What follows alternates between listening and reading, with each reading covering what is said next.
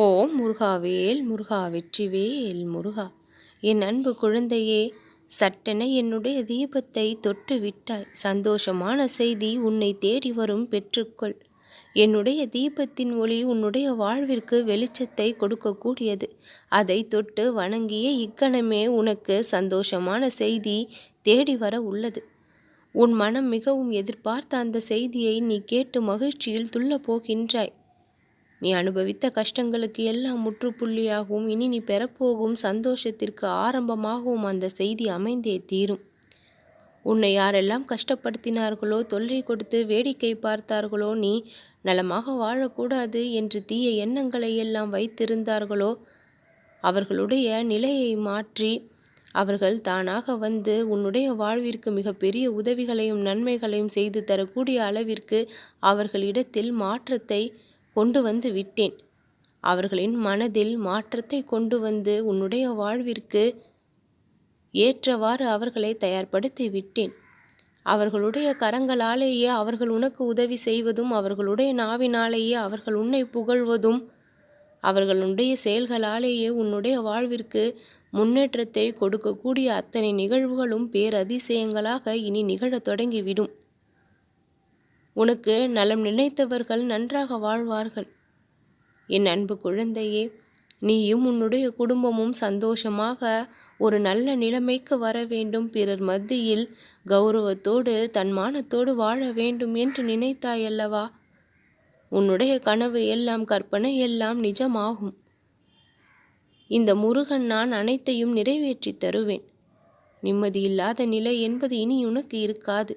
சண்டை சச்சரவுகள், வீண் வாக்குவாதங்கள், தேவையற்ற குழப்பங்கள் என்று இருந்த உன்னுடைய நிலைமை ஒரு முழு தெளிவை பெறும்.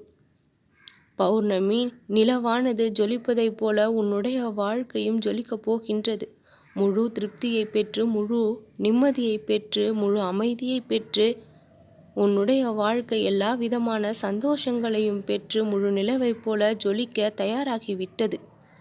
அத்தனை மாற்றங்களையும் கொண்டு வந்து விட்டேன். கொண்டு வந்த பிறகுதான் என்னுடைய தீபத்தை தொடவும் செய்தேன். என் மீது இருக்கும் பக்தியின் காரணமாக, நீ பெற்றிருக்கும் ஆசைகளின் காரணமாக என்னுடைய தீபத்தை தொட்டும் இருக்கின்றாய். உன் வாழ்விலினை பல நன்மைகள் நடக்கும், பேரதிசயங்கள் நிகழும். எல்லாவற்றிலும் மாற்றத்தை கொடுத்து விட்டீர்கள் முருகா என்று நீ எனக்கு நன்றி கூறுவாய்.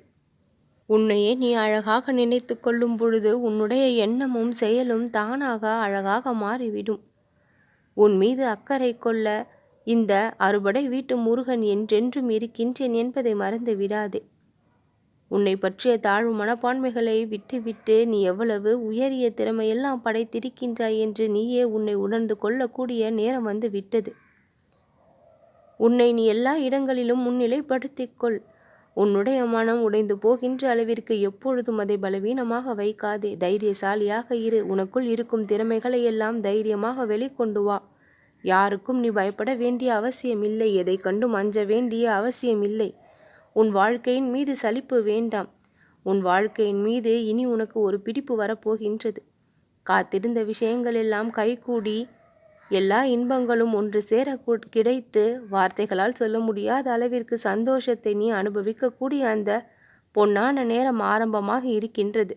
உன் வாழ்வில் நான் கொடுக்க போகும் நன்மைகளை எந்த ஒரு சக்தியினாலும் இனி தடுத்துவிட முடியாது. உன் வாழ்வில் இனி பல இன்பங்கள் உன்னை வந்து சேரும். என்னுடைய அருளால் நல்லதே நடக்கும்.